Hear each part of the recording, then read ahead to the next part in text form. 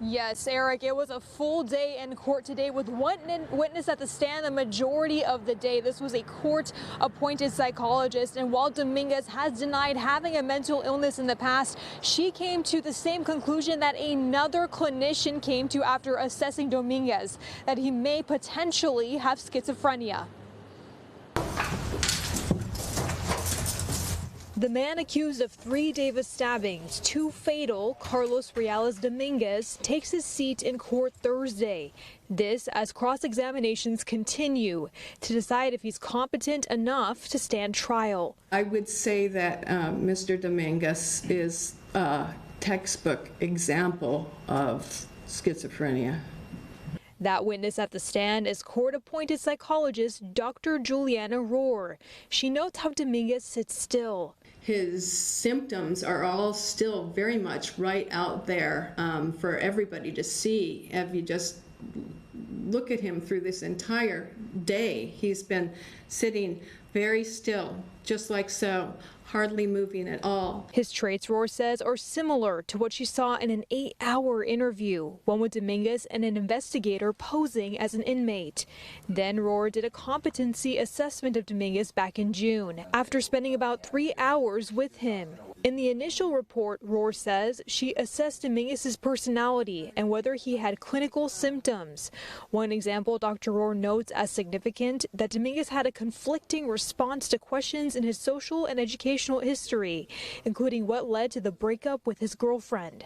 The prosecutor challenged this. In a breakup between 2 individuals, if someone is broken up with, then that person can be embarrassed, ashamed, feel bad about themselves. Is that fair?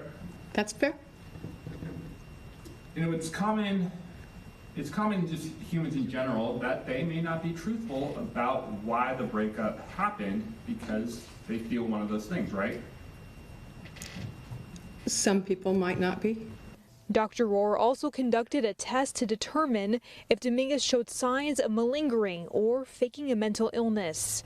Did it ever occur to you that when he was answering I don't know to those questions and not making a choice, that may have just been his decision not to participate in that portion of the exam?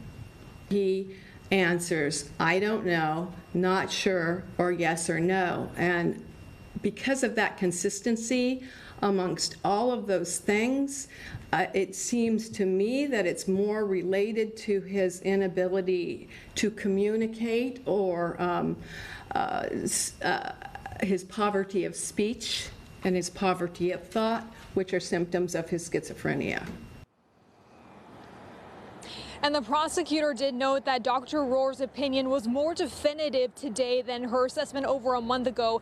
If Dominguez did have schizophrenia, she says that her opinion did become more definitive after looking at Dr. Watson's findings, but it wasn't the only thing that she took into consideration. Also, there were 2 more witnesses called to the stand in the 4 p.m. hour of this entire day. One was a lieutenant of the Yolo County Jail, the other a registered nurse that was contracted with the jail, and they were both asked about the hunger strike that Dominguez allegedly got into, as well as the possibility of a psychiatrist recommending some emergency antipsychotic medication to him. In Woodland, covering local news that matters, Kristen Vartan, Fox 40 News.